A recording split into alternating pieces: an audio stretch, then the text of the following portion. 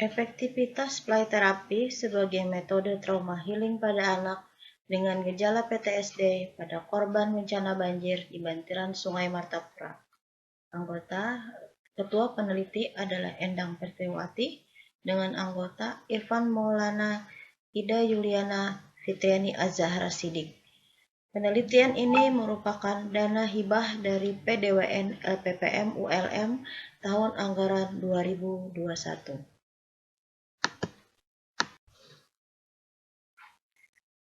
Latar belakang dari penelitian ini berdasarkan dari banjir yang terjadi di Kalimantan Selatan pada awal tahun 2021 yang banyak menyebabkan kerusakan baik infrastruktur maupun di bidang kesehatan. Berdasarkan data dari BNPB, dari website resminya mengatakan bahwa 10 kabupaten atau kota di Kalimantan Selatan mengalami banjir. Dan secara keseluruhan, hampir 24.000 rumah terendam banjir dan 39.000 lebih warga mengungsi. Kabupaten Banjar tercatat sebagai daerah kabupaten yang paling terdampak dengan banjir, dengan korban yang mengungsi sebanyak 11.269 jiwa. Kecamatan Martapura, di bagian dari Kabupaten Banjar, merupakan wilayah kecamatan yang paling banyak mengalami kerusakan infrastruktur. Korban banjir seringkali mengalami gangguan psikologis berupa gangguan stres pasca trauma atau disebut sebagai Post Traumatic Stress Disorder atau PTSD. Kelompok masyarakat yang paling rentan mengalami trauma pasca banjir atau bencana apapun adalah kelompok anak-anak. Anak-anak sebagai korban bencana ini perlu mendapat penanganan yang serius dikarenakan akan menimbulkan dampak yang berkepanjangan dan akan menghambat perkembangannya.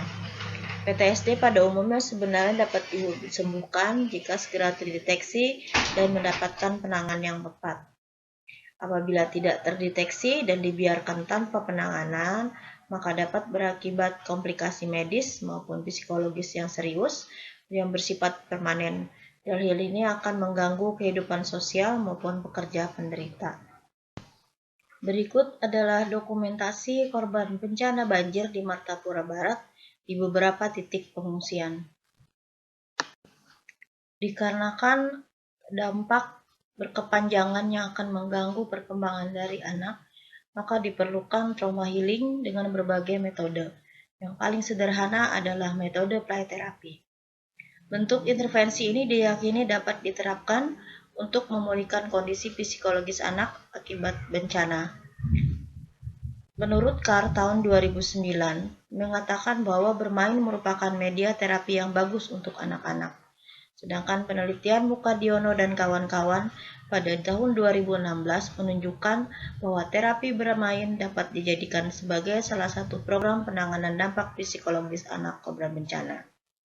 Penelitian dari Latif tahun 2020 menunjukkan juga bahwa terapi bermain terbukti efektif untuk mengurangi trauma pasca bencana di Maluku pada anak kisaran usia 6 tahun sampai 12 tahun. Berdasarkan data di atas yang sudah disampaikan sebelumnya, maka rumusan masalah pada penelitian ini adalah untuk mengetahui bagaimanakah efektivitas play therapy sebagai metode trauma healing pada anak dengan gejala PTSD korban bencana banjir di bantaran Sungai Martapura.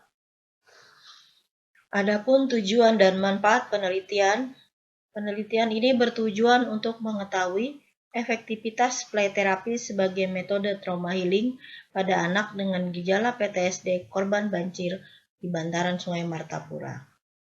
Manfaat yang diharapkan dari penelitian ini diharapkan masyarakat luas, khususnya keluarga, dapat mengidentifikasi tanda-tanda trauma fisik berupa PTSD pada anak akibat bencana alam sehingga dapat melakukan terapi sederhana menggunakan metode play therapy. Rancangan penelitian yang digunakan pada penelitian ini adalah kuasi eksperimen dengan one pre-post test group. Populasi penelitian adalah anak korban bencana banjir di Kecamatan Martapura Barat yang terindikasi mengalami gangguan psikologis pasca bencana atau PTSD. Kriteria inklusi sampel adalah anak usia 4-6 tahun dan mengikuti sesi play terapi sampai selesai. Sedangkan kriteria eksklusinya adalah anak yang mengalami gangguan jiwa berat. Instrumen penelitian untuk menentukan apakah anak mengalami gangguan psikologis PTSD menggunakan kuesioner PTSD versi PLC-C. Variabel penelitian pada penelitian ini ada dua, yaitu variabel bebas dan variabel terikat. Variabel bebasnya adalah efektivitas play terapi sebagai model trauma healing. Sedangkan variabel terikat adalah anak dengan PTSD korban bencana banjir di bantaran Sungai Martapura. Instrumen penelitian seperti yang disebutkan sebelumnya menggunakan kuesioner, yaitu jenis checklist civilian version CLC, di mana instrumen ini dapat menentukan tingkat keparahan suatu PTSD berdasarkan total scoring dari 17 sampai 85. Prosedur penelitian dilakukan selama 5 minggu dengan rincian kegiatan sebagai berikut. Penelitian ini menggunakan adaptasi penelitian dari Mukadiono pada tahun 2016. Minggu pertama dilakukan penentuan diagnosa PTSD dan keparahannya pada awal sebelum dilakukan intervensi berdasarkan skor yang didapatkan dari hasil wawancara pada anak menggunakan instrumen kuesioner PTSD PLCC. Minggu kedua, melakukan intervensi minggu pertama dengan memulai intervensi menggunakan play terapi.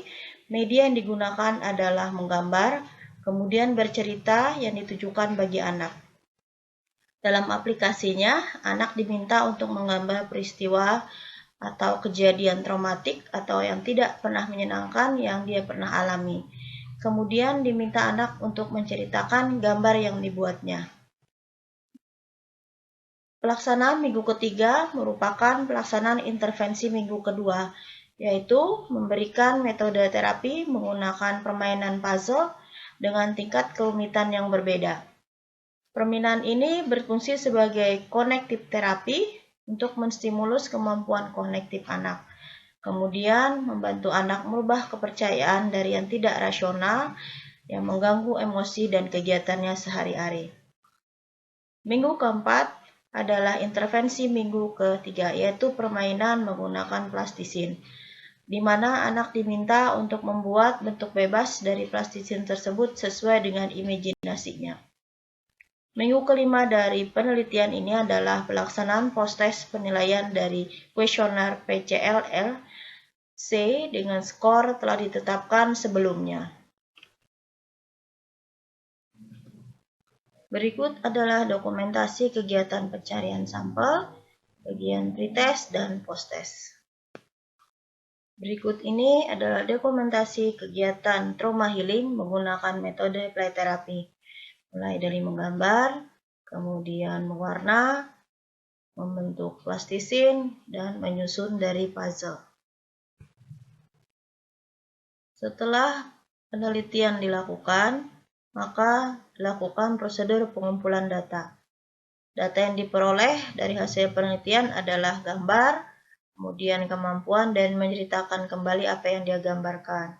Kemudian data berupa kemampuan menyelesaikan puzzle mainan dan bentuk plastisin yang dibuat oleh subjek.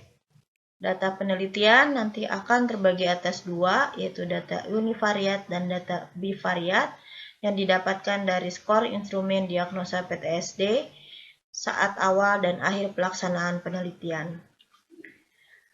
Data akan dianalisa menggunakan uji Wilcoxon sebagai uji alternatif dari uji T yang berpasangan karena data yang diperoleh ternyata tidak terdistribusi normal. Tingkat kepercayaan yang digunakan pada penelitian ini adalah 95% dengan p-value-nya kurang dari 0,05 dikatakan bermakna. Hasil dari penelitian ini direkap di dalam dua tabel, yaitu tabel 1 berupa data univariat, mana variabelnya berupa jumlah responden, jenis kelamin, dan usia. Untuk jumlah responden, didapatkan jumlah sampel penelitian sebanyak 35 orang. Dengan jenis kelamin laki-laki 18 orang, perempuan 17 orang.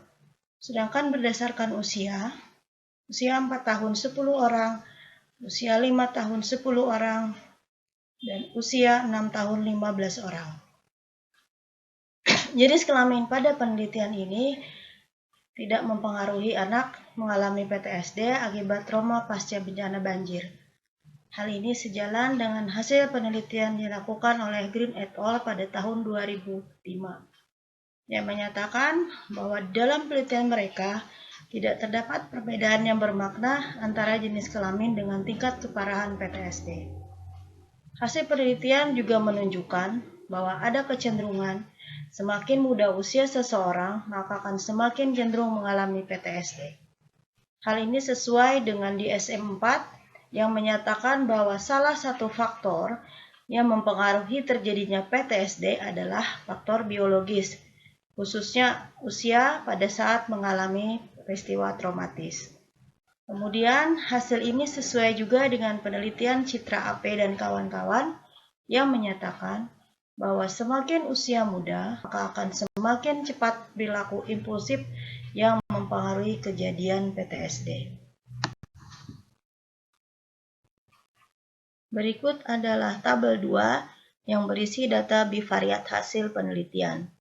Pada data ini, parameter yang dinilai adalah nilai scoring kuesioner terendah, nilai scoring kuesioner tertinggi, mean, dan standar deviasi dari pretest dan posttest. Berdasarkan nilai pretest, nilai scoring terendah adalah 31, sedangkan nilai scoring kuesioner tertinggi adalah 65, dengan mean 35,06 dan standar deviasinya 4,94. Sedangkan untuk nilai posttest, nilai scoring kuesioner terendah adalah 17, sedangkan nilai scoring kuesioner tertingginya 29 dengan rata-rata nilai 22,29 dan standar deviasi 9,53. Data bivariat ini diuji menggunakan uji Wilcoxon di mana didapatkan p-value-nya 0,000. Nilai pretest menunjukkan kondisi anak pertama kali sebelum dilakukan intervensi berupa trauma healing menggunakan metode play games yang dilakukan selama 3 minggu. Nilai pretest 31-65 dengan nilai rata-rata 35,06. Hal ini menunjukkan bahwa anak-anak tersebut terindikasi mengalami PTSD dari tingkat ringan sampai sedang. Ini menandakan bahwa kondisi bencana banjir yang terjadi 7 bulan sebelumnya akan meninggalkan trauma secara psikis pada anak-anak yang terdapat akibat banjir tersebut. Ini sesuai dengan diagnosa PTSD yang akan terjadi umumnya setelah kejadian 1 bulan atau lebih setelah peristiwa traumatis terjadi.